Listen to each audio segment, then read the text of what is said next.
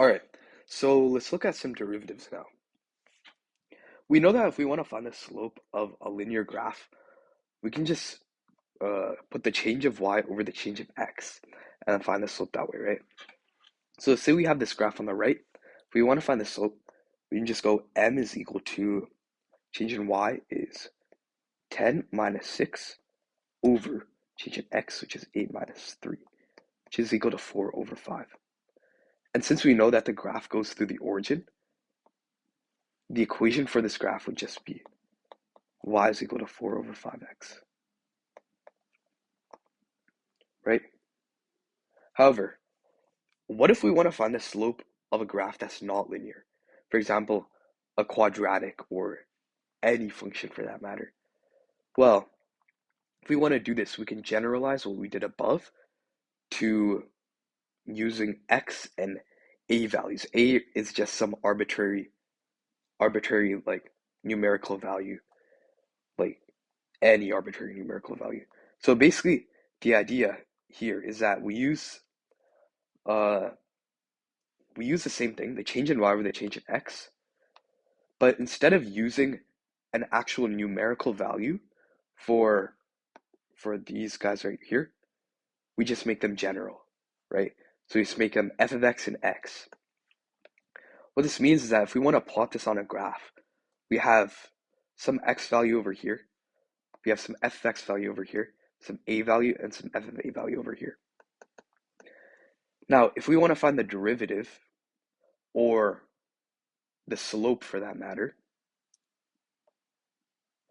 we can go at some x value here, just plot these 2 points, all right? Essentially, what we want is we want the slope at one particular value, one specific value. So if we want the slope at one value, the instantaneous rate of change, what this means is that we can draw secant lines between various points and our a value, various points between our x value and our a value,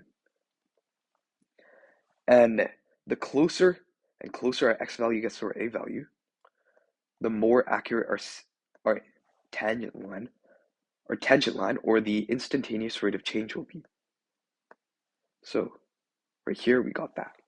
Okay, that right there would be the instantaneous rate of change, the instantaneous tangent line to the graph. Okay, so basically with that, we can see this generalized uh, definition of a slope for any function, right?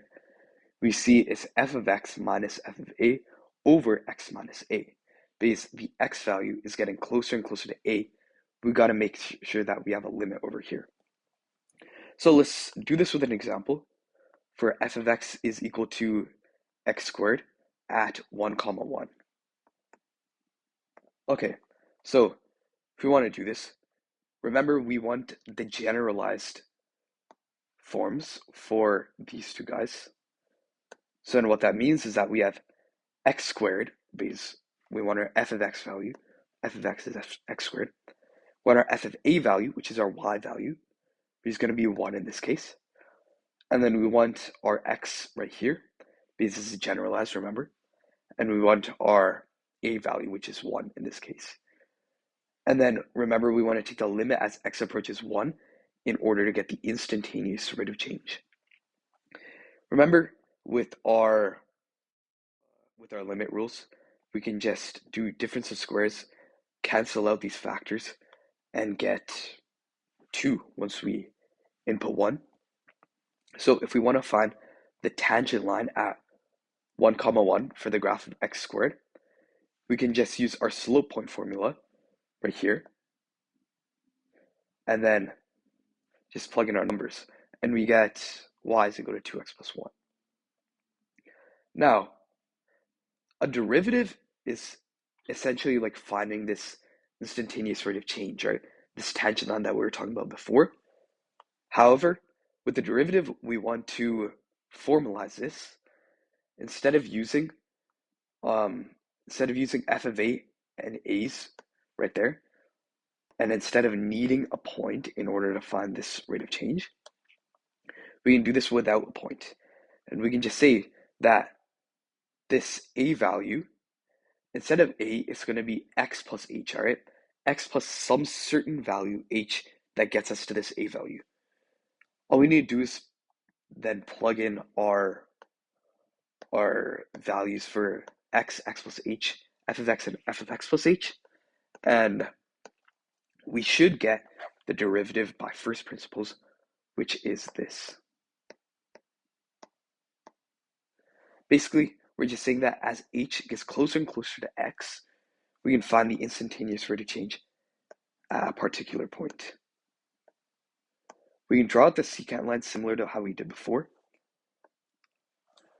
and we can find the instantaneous rate of change.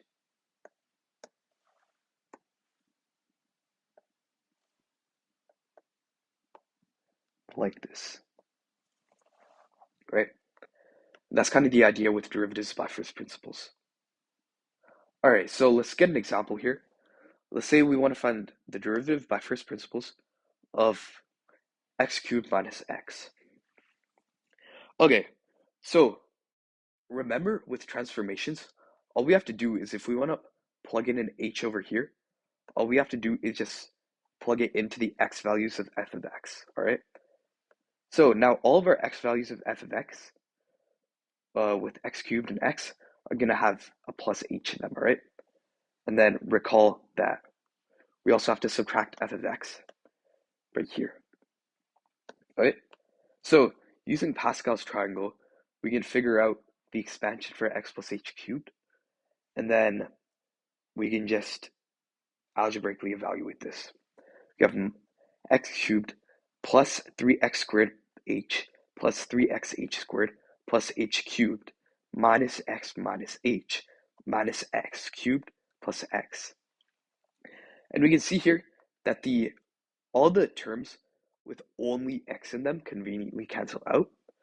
So what this allows us to do, we can factor out an h from the numerator, get rid of our denominator, which remember as h approaches 0, which is kind of limiting us right now. So once we get rid of this denominator, we can see that we have f of x, or f prime of x, is equal to the limit as h approaches 0 of h squared plus 3xh plus 3x squared minus 1. All right, now we can just plug in our h is equal to 0 values in, and we get our derivative is equal to 3x squared minus 1.